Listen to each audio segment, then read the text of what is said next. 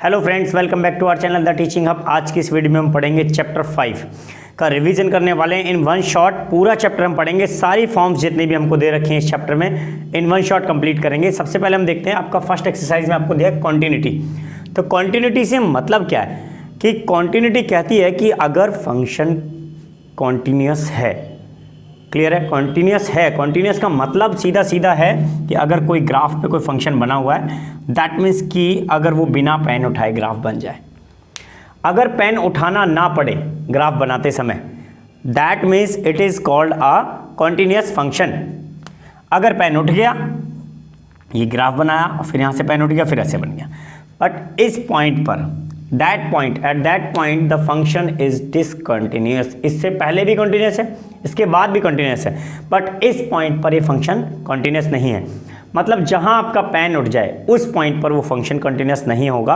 Clear है? तो pen बिना उठे जो ग्राफ बने वो आपके होते हैं कंटिन्यूअस फंक्शन, और जहां पेन उठ जाए वो होते हैं डिसकंटिन्यूअस फंक्शन। ये आपकी सिंपल लैंग्वेज में आप ग्राफ देख के डिसाइड कर सकते हैं।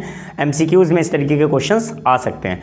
आप देखते हैं अगर न्यूमेरिकली के क्वेश्चन आ जाता है तो सबसे पहले दो तरीके के फंक्शंस के आपके क्वेश्चंस निकालने के लिए आते हैं, ट्रिग्नोमेट्रिक फंक्शंस और लीनियर फंक्शंस। लीनियर फंक्शंस का ग्राफ, या फिर आप कह सकते हैं कि, और दूसरा आपका पार्ट है सिग्नम फंक्शन। एक सिग्नम फंक्शन होता है जिसमें एक पॉइंट पर पर्टिकुलर ग्राफ चेंज हो रहा होता है। तो ये दो तरीके के क्वेश्चंस आते हैं, दो तीन तरीके के। तो पहला हम देखते हैं आपके जो फर्स्ट टाइप के केस के क्वेश्चंस हैं वो आप इससे सॉल्व कर सकते हैं कि limit x tends to a f x, अगर limit x tends to a f x equals to f a हो जाए then f x is continuous. बहुत सिंपल सा है, मैंने ब्रीफली एग्जांपल्स करा के दिखा रखा है लास्ट वीडियोस में। अब बहुत बड़ा पार्ट्स बना रखे हैं, बहुत सारे पार्ट्स इसके ऊपर, ठीक है। वहाँ जाके आप ब्रीफली पढ़ सकते हैं अगर आपने नहीं पढ़ा है। अगर आप सिर्फ रिवाइज करने आए तो आपके लिए वीडियो सफिशिएंट है कि limit x tends to a f x equal to f a हो जाए then f x is continuous at x equal to a। Clear? If limit x a की पावर नेगेटिव मतलब a से कम f x इक्वल हो जाए limit x a plus मतलब a से ज़्यादा के लिए, मतलब मान लीजिए हम इस पॉइंट पे फंक्शन चेक कर रहे हैं तो इस पॉइंट से पहले वाला a माइनस, ये पॉइंट a है, और इस पॉइंट से बाद वाला a प्लस, और इस पॉइंट को बोलते हैं a, f a। अगर f a minus a plus और f a तीनों बराबर हो जाएं that means it is a continuous at x equal to a। Continuous होने की सिर्फ ये दो कंडीशंस हैं, और दोनों अलग अलग टाइप के फंक्शंस के लिए हैं। मैक्सिमम क्वेश्चंस आपके सिग्नम फंक्शन के आते हैं एग्जाम में। सिग्नम फंक्शन के लिए सिर्फ कॉन्टिन्यूअस होने की एक कंडीशन है कि अगर तीनों केस इक्वल होंगे तभी फंक्शन कॉन्टिन्यूअस होगा, अदरवाइज डिसकंटिन्यूअस होगा। जिस पॉइंट पर हमारा फंक्शन कॉन्टिन्यूअस होता है उसी पॉइंट को हम बोलते हैं पॉइंट ऑफ कॉन्टिन्यूटी। इस पॉइंट को हम क्या बोलेंगे? ये जो पॉइंट है x इक्वल टू a, ये है आपके point of continuity, point of continuity. Clear है? नेक्स्ट हम देखते हैं हमारा कि डिसकंटिन्यूटी। डिसकंटिन्यूटी मतलब फंक्शन डिसकंटिन्यूअस है, अभी मैंने आपको बताया। तो डिसकंटिन्यूअस होने के आपके चार केस हैं। पहला, नॉर्मल फंक्शंस के लिए अगर आपका limit x tends to a f x not equal हो जाए, अगर नॉट इक्वल हो जाए तो फंक्शन क्या होगा? डिसकंटिन्यूअस। Very easy. अगर दूसरे वाले केस के लिए आपके तीन टाइप है। दूसरे वाले केस के लिए आपके तीन टाइप है। पहला टाइप कि अगर limit x tends to a minus f x, limit x tends to a plus f x not equal to हो जाए, क्या हो जाए? नॉट इक्वल टू हो जाए, तो आपका फंक्शन क्या हो जाएगा? डिसकंटिन्यूअस। क्लियर है? Then f x is discontinuous x a equal to a।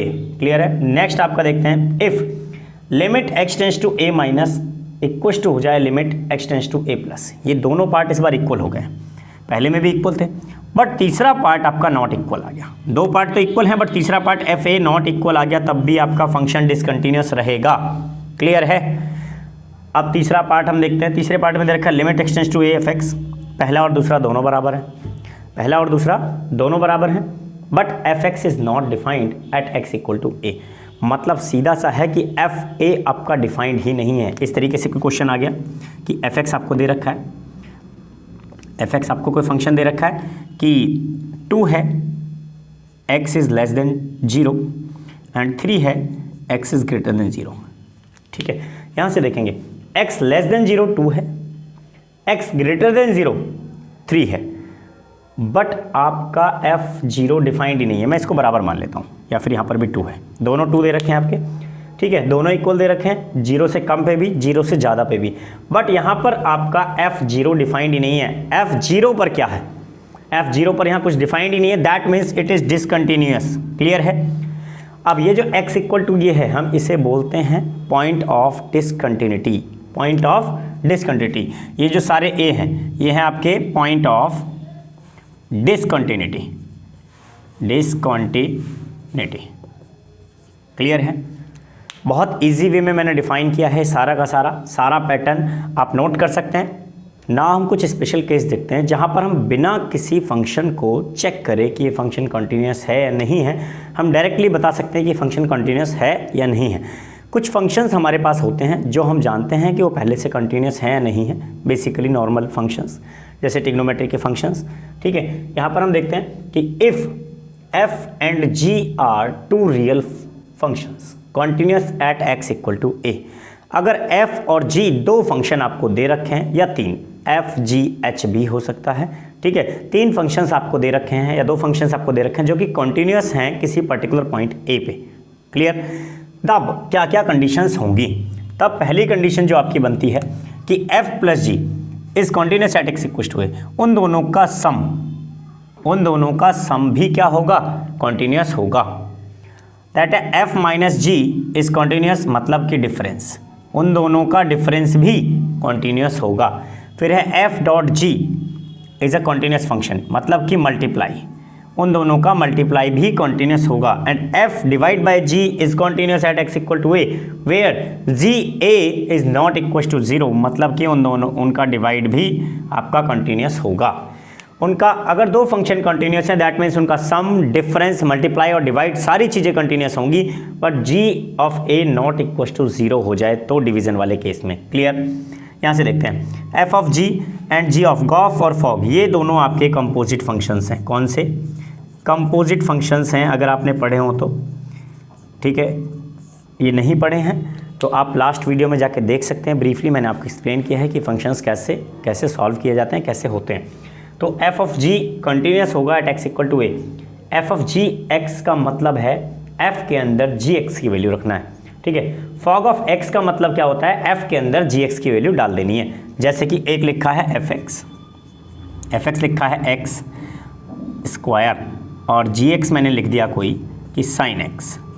तो f ऑफ g का मतलब क्या है, f ऑफ gx, यहाँ पर सीधा सीधा है x की जगह पर g की वैल्यू आ जाएगी, तो ये हो जाएगा gx का होल स्क्वायर, gx की वैल्यू क्या है, sin x, तो ये हो जाएगा sin x का होल स्क्वायर। इस तरीके से फंक्शंस मिक्स किए जाते हैं आपस में।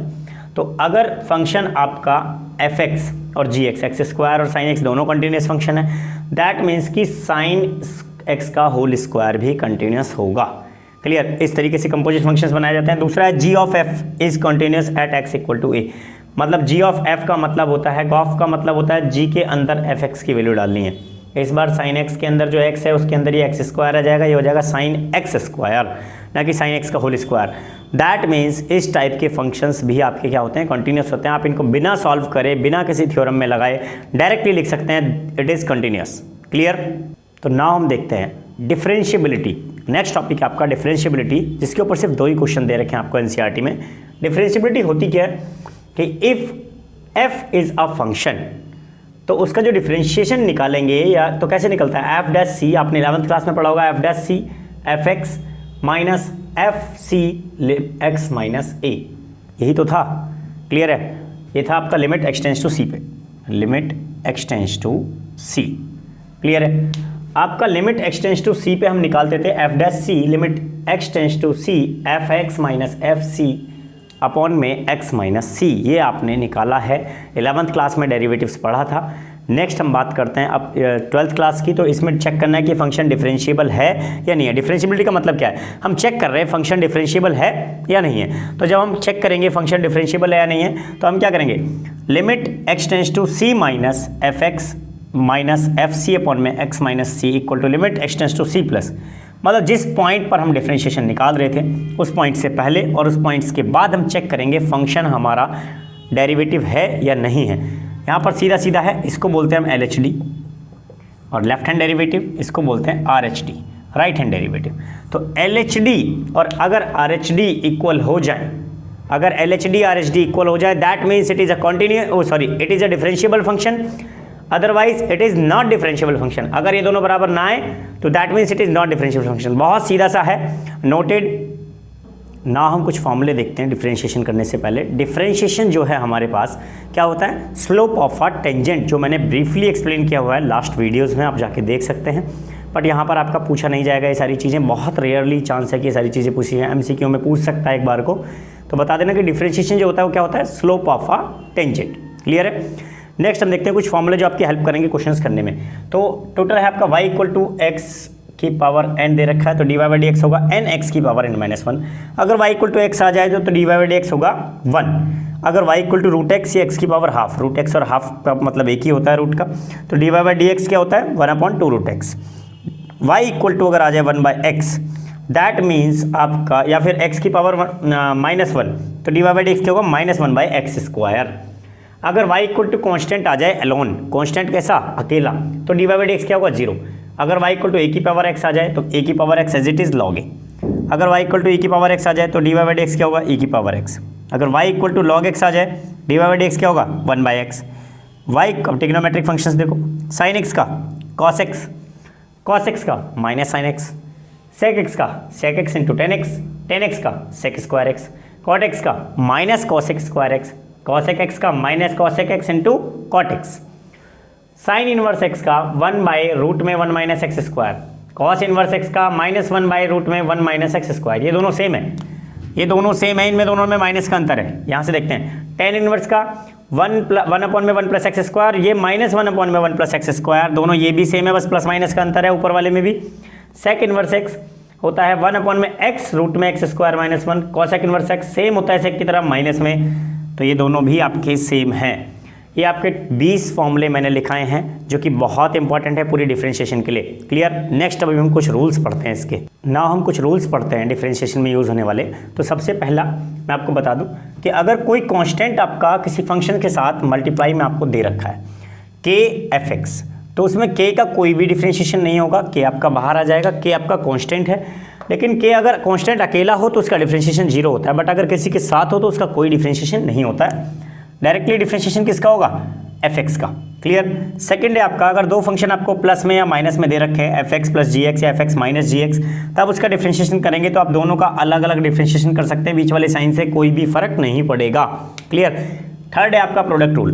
प्रोडक्ट रूल के लिए मैं आपको बता दूं कि अगर आपको दो फंक्शन दे रखे हैं y equal to first and second, अब आपको दो फंक्शन दे दिए, अगर दो फंक्शन आपको दिए हैं तो दोनों फंक्शंस का डिफरेंशिएशन करने का तरीका है dy/dx इक्वल टू पहला एज इट इज़, दूसरे का डिफरेंशिएशन प्लस में दूसरा एज इट इज़ और पहले का डिफरेंशिएशन। बहुत इजी मेथड है। नेक्स्ट हम देखते हैं डिवाइड रूल। डिवाइड रूल में आपका दे रखा है इफ़ y इक्वल टू, ऐसे दे देगा कि न्यूमरेटर और डिनोमिनेटर मान लेते हैं, ऊपर वाले को हम न्यूमरेटर बोलते हैं, नीचे वाले को डिनोमिनेटर। तो यहाँ से dy/dx जो हमारा निकलेगा वो होता है डायरेक्टली डिनोमिनेटर का square, denominator as it is, numerator का differentiation minus numerator as it is, denominator का डिफरेंशिएशन। बहुत इजी से रूल्स हैं, मैंने आपको ब्रीफली एक्सप्लेन करके पीछे भी बढ़ा रखे हैं वीडियो में। मैं इन शॉर्ट आपको सिर्फ यहाँ पर एक्सप्लेन कर रहा हूँ, रिवीजन करा रहा हूँ और कुछ नहीं। चेन रूल, चेन रूल्स में आपको अगर y के साथ में दो फंक्शंस दिए होते हैं, एक फंक्शंस दिया होता है नॉर्मली, उस फंक्शन के अंदर बहुत सारी चीज़ें होती हैं, पावर होती है, वो फंक्शन खुद होता है और उसके अंदर कुछ एंगल्स भी हो सकते हैं, या फंक्शन के अंदर फंक्शन भी हो जाता है। तो सबसे पहले आपको पावर दिया होगा, ठीक है, पावर और फंक्शन, पावर फंक्शन और एंगल, ये तीन चीज़ें आपको दी होंगी, ठीक है, क्वेश्चन के अंदर। जब आपका इसका dy/dx निकालेंगे तो कैसे निकालना है, सबसे पहले डिफरेंशिएशन करना है आपको पावर का, जो उसके अंदर पावर दी है बाकी पूरा एज इट इज़ उतार देंगे, पावर का डिफरेंशिएशन करके बाकी एज इट इज़ उतार देंगे।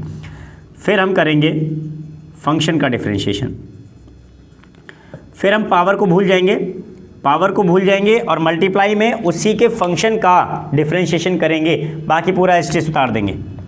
नेक्स्ट, फिर तीसरी टर्म में हम करेंगे एंगल का डिफरेंशिएशन, एंगल का डिफरेंशिएशन करेंगे और बाकी को हम एज इट इज़ नोट कर लेंगे। क्लियर। नाउ हम देखते हैं डिफरेंशिएशन में कुछ अलग अलग फॉर्म्स आपको दे रखी हैं तो वो अलग अलग फॉर्म्स के अलग अलग टाइप से डिफरेंशिएशन किए जाते हैं। फॉर्मूले वही लगेंगे जो मैंने आपको पढ़ा दिए हैं पहले से। तो एक फॉर्म है आपकी इम्प्लिसिट फंक्शंस। इम्प्लिसिट फंक्शंस के अंदर x और y आपका मिक्स दिया होगा। अभी तक आपने पढ़ा कि y वन साइड था और x के सारे टर्म्स एक साइड। इस बार क्या है, x और y एक साथ हैं।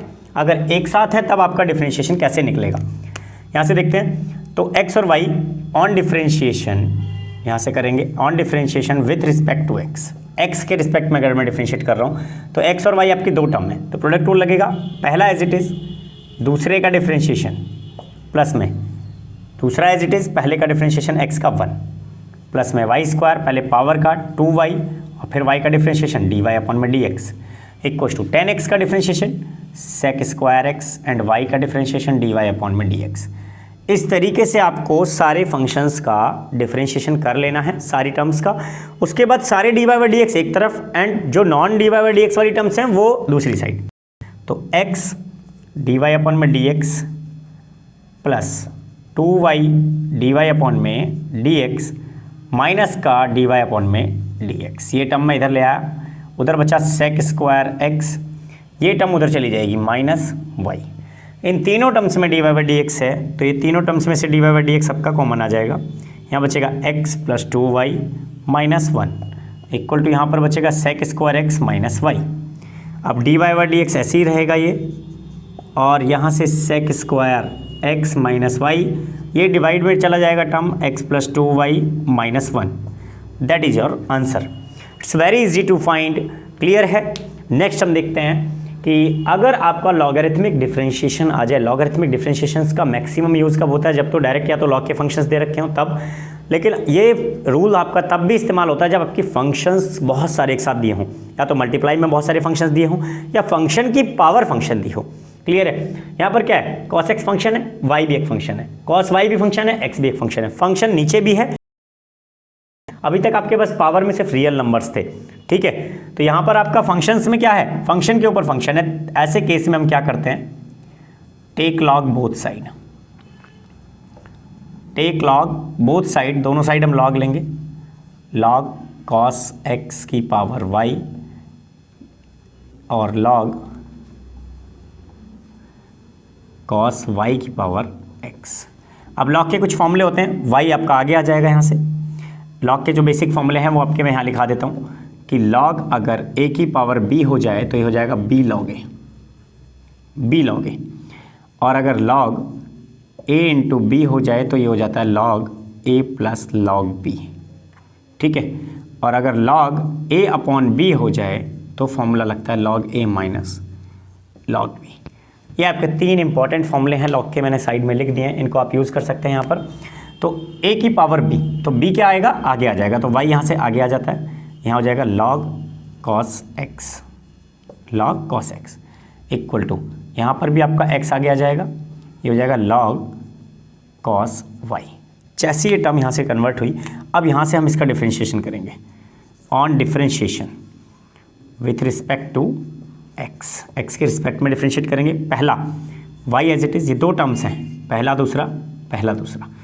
y as it is log cos x का डिफरेंशिएशन करेंगे 1 अपॉन cos x और cos x का minus sine x। Clear. Plus log cos x as it is, log cos x as it is y का differentiation करेंगे dy upon में dx equal to, दूसरी वाली term का करेंगे x, पहला एज इट इज़, इसका डिफरेंशिएशन करेंगे log cos y का 1 अपॉन में cos y, 1 अपॉन में cos y, ठीक है। cos y का minus sine y, cos y का माइनस साइन y और y का dy अपॉन में dx plus log cos y as it is, log cos y as it is, और x का डिफरेंशिएशन क्या आएगा 1, x का डिफरेंशिएशन क्या आएगा 1, वो लिखने की ज़रूरत नहीं है। अब हम यहाँ से देखते हैं y as it is sine x upon में 10x, ये हो जाएगा y 10x प्लस में log cos x as it is dy upon में dx, dy अपॉन में dx। यहाँ से देखते हैं, इसको मैं इधर ले आऊँगा, माइनस का है ये, प्लस में हो जाएगा इधर आके x 10y dy अपॉन में dx इक्वल टू, यहाँ से देखते हो इधर क्या बचा, log cos y, log cos y बचा सिर्फ, अब ये टर्म उधर चली जाएगी प्लस में, इन दोनों में से dy by d x common आ जाएगा, तो dy अपॉन में d x log cos x plus में x टेन वाई, ठीक है, equal to log cos y, ये माइनस का है इधर जाएगा प्लस में आ जाएगा वाई टेन एक्स, इधर जाके क्या हो गया प्लस में। अब यहाँ से dy अपॉन में डी एक्स की जो वैल्यू आ गई वो कितनी आ गई, लॉग कॉस वाई प्लस में वाई टेन एक्स प्लस में वाई टेन एक्स अपॉन में लॉग कॉस एक्स प्लस में x ten y. That is your answer. Clear? I hope सभी को समझ में आ गया होगा। नाउ हमारे पास कुछ फॉर्म्स और भी हैं, उन फॉर्म्स को देखते हैं जो हमारे पास है पैरामेट्रिक फॉर्म्स। पैरामेट्रिक फॉर्म्स में आपको dy बाई डी एक्स निकालने के लिए आता है x किसी और रिस्पेक्ट में दिया होगा, y किसी और रिस्पेक्ट में, एंड दोनों को अलग अलग सॉल्व करके आपको निकालना है dy अपॉन में dx। तो ये कैसे सॉल्व होगा, पहले x से हम सॉल्व करेंगे dx अपॉन में डी थीटा।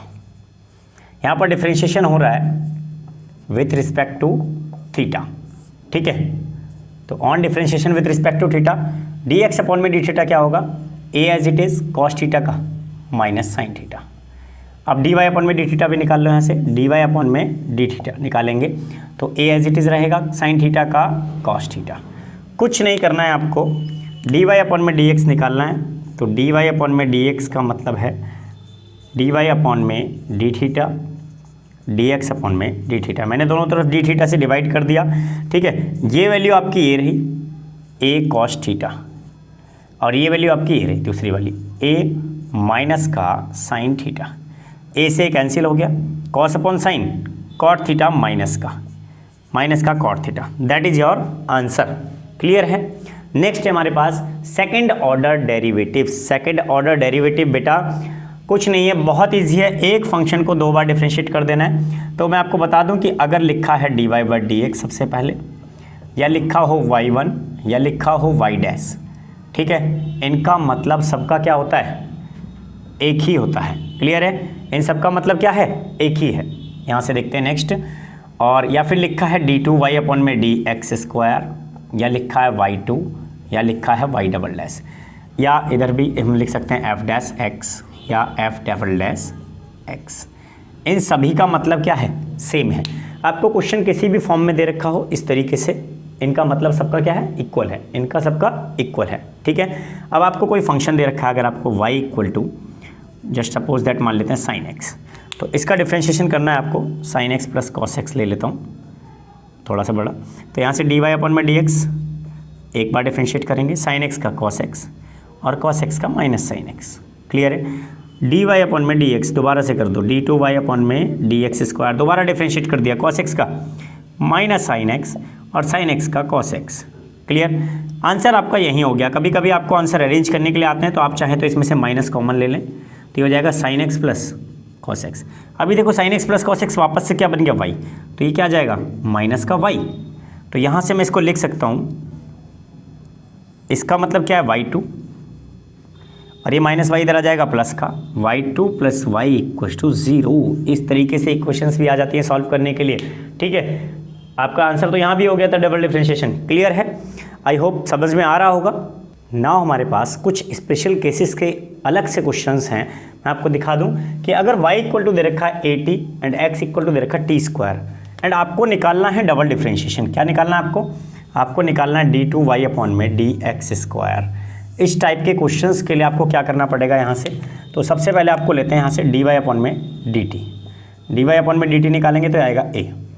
क्लियर है? यहाँ से निकालेंगे dx अपॉन में dt, तो ये आएगा 2t। क्लियर है? तो यहाँ से अब क्या आएगा, dy अपॉन में dx जो निकालेंगे वो निकलेगा dy अपॉन में dt एंड dx अपॉन में dt। क्या आएगा, dy अपॉन में dt कितना है, a, और नीचे क्या आएगा 2t। बहुत सिंपल है, ये आपका आंसर यहाँ से आ गया इजीली। लेकिन अब आपको डबल डिफ्रेंशिएशन करना है, तो यहाँ से इसके आगे करेंगे d2y अपॉन में डी एक्स स्क्वायर। अभी हम x के रिस्पेक्ट में t को डिफ्रेंशिएट कर रहे हैं, तो हमें क्या करना पड़ेगा, a/2 तो हमारा कॉन्स्टेंट है, ठीक है, बाहर लिख दिया, बचा 1/t। 1/t का डिफ्रेंशिएशन होता है 1/t स्क्वायर, मतलब माइनस 1/t स्क्वायर हो जाएगा। अभी t का डिफ्रेंशिएशन दोबारा से होगा dt अपॉन में dx। t का डिफ्रेंशिएशन क्या होगा, दोबारा से होगा dt अपॉन में dx। अब यहाँ से क्या बचा, माइनस a बाई 2t²। ठीक है, अब dt अपॉन में dx की वैल्यू तो हमारे पास है नहीं, तो यहाँ से हमारी निकलती है dt अपॉन में dx। इसको उल्टा कर देंगे तो आ जाएगा 1/2t। तो यहाँ से मैंने 1/2t का इसमें मल्टीप्लाई कर दिया। अब ये वैल्यू क्या आएगी आपकी निकल के -a अपॉन में 2 × 4 t³। That is your answer. Clear. Next हमारे पास एक स्पेशल केस और है। उस स्पेशल केस में मैं आपको करा दूं कि अगर y = दे रखा है sin² और आपको बोला dy अपॉन में de⁻x निकालो। क्या बोलेगा आपको? कह रहा है dy अपॉन में de⁻x निकालो या dy अपॉन में d sin x निकालो, dy अपॉन में d sin x निकालो। चलो dy अपॉन में d cos x निकालते हैं। ठीक है ना, ये आपको इस टाइप से क्वेश्चंस आ सकते हैं। क्वेश्चन आपका वो रहा, तो बहुत इजी है ऐसे क्वेश्चंस, डरना नहीं है। आपको करना क्या है, पहले पावर का डिफरेंशिएशन 2 sin x का डिफरेंशिएशन cos x। अभी हम x का भी डिफरेंशिएशन करेंगे तो आएगा dx अपॉन में de⁻x। क्लियर। अभी यहाँ से कुछ नहीं करना है, 2 sin x cos x क्या हो जाएगा sin 2x de⁻x। इस dx को नीचे उतार के ले आओ dx। अब ये देखो de⁻x को dx के रिस्पेक्ट में डिफरेंशिएट करना है, तो आंसर क्या आएगा sin 2x अपॉन में e⁻x। क्लियर है, that is your answer. Very easy to find. Next हम इसी क्वेश्चन को cos x के रिस्पेक्ट में डिफरेंशिएट करते हैं। 2 sin x cos x, 2 sin x cos x और 2 sin x का cos x, फिर x का dx अपॉन में d cos x। फिर से वही करना है, 2 sin x cos x as it is, यहाँ से d अपॉन में d cos x इधर और d x, मतलब cos x को x के रिस्पेक्ट में डिफरेंशिएट कर देंगे तो क्या आएगा 2 sin x cos x upon में माइनस का sin x कैंसिल हो गया। आंसर क्या आया माइनस का 2 cos x। That is your answer. Very easy to find. इस टाइप के क्वेश्चंस आपके एग्जाम में आ सकते हैं, पूछे जा सकते हैं। एनसीईआरटी में एग्जाम्पल में एक क्वेश्चन ऐसा दे भी रखा है। क्लियर। आई होप सभी को वीडियो पसंद आई होगी। आज की इस वीडियो के लिए इतना ही। Thanks for watching, keep supporting.